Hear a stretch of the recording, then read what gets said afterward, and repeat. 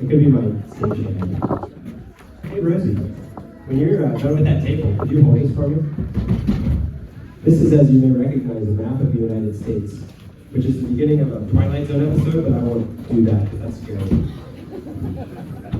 So it's kind of interesting, all the different accents throughout the United States. So Maine, you can always hear English, Maine, but then you kind of go to Vermont to hit the T's, very hard with the Vermont. Massachusetts, my daughter got married in June. It's kind of like a bite, like Boston, Pat the Cat, that kind of thing. And then Connecticut kind of get a little bit of that East Coast sound. That's my business, not yours. And then New York City has a lot of accents. Manhattan's very serious, Upper West Side. I always feel a medical condition. But then Brooklyn's a little more tough. But then the Bronx is in the lungs.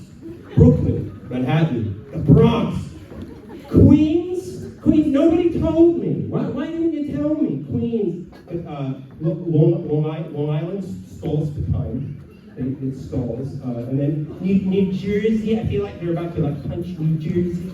And then Philadelphia and Pittsburghians go there, Pittsburgh. And then Baltimore, I was in Motor Old in Baltimore. And then Virginia, you kind of get a little bit of the South, but not quite. And then West Virginia, you guys have kind of heard that. But then Kentucky kind of tightens up a little bit. You kind of squint the eyes, Kentucky. And then I come down to North Carolina. Now, hold on. You mentioned two countries. North Carolina, and then South Carolina, there's a bit of the pageantry in South Carolina. Then in Georgia, they start to drop the R in Georgia. And then Florida, they take 3 syllables and turn it into 2, Florida. And then Miami, they talk like this. I was born in Miami, but I still have this accent. And but then I always think baseball, and that kind of takes us into Alabama.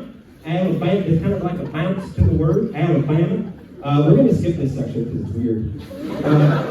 Texas, I feel like Dallas is the most forthright, but then Houston, I feel like they're scolding you a little bit, Houston. But then Austin wants to have fun. I can have a laugh into Austin.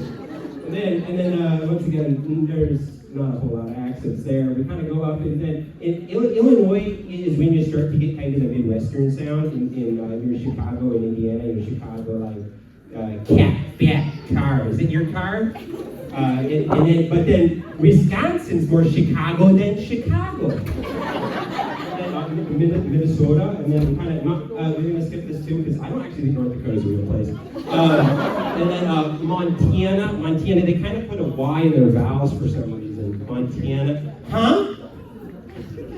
And then in Seattle, I feel like what they do is they present all of the words on a plate. I am from Seattle, and these are the words. And then Portland's kind of the same, but it's a little bit held up. It's a little quieter.